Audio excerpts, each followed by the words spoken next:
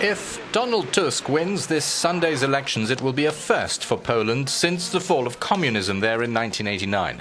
The Prime Minister's job is up for grabs, but Tusk stands a fair chance of getting an unprecedented second term at the head of the Liberal Civic Platform Party. Their duel with the Conservatives may be a tight call, but the economy's relatively good health gives the incumbent an edge over Tusk's Conservative rival Jaroslaw Kaczynski. They have been contesting the political limelight for years.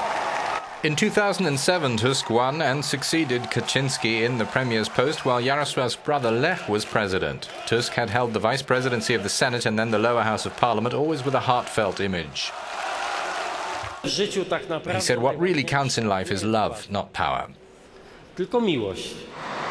A convinced liberal since youth and strongly in favour of European integration, he supports reinforcing EU institutions and further privatisation in Poland.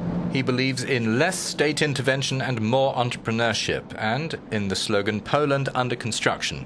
It has worked for him until now. The country weathered its entry into the EU in 2004 well. It's not yet a Eurozone member. 38 million Poles have enjoyed a prosperous economy in spite of the crisis. Poland proudly maintained growth during it, a rare feat.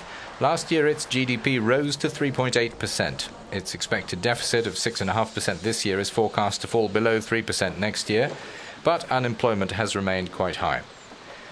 The driving ambition of the more conservative Kaczynski at the head of the Law and Justice Party is to return to power.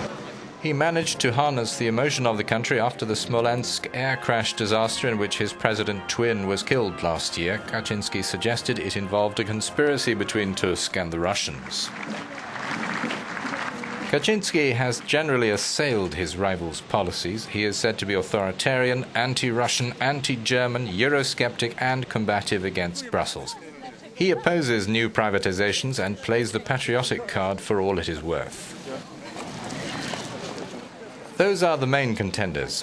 Apart from them, there's not much. The SLD left, led by Grzegorz Napieralski, has been weak since 2005. Only about 10% of the electorate say they will vote SLD. The same goes for the traditional Peasants' Party, although it has been in coalition governments.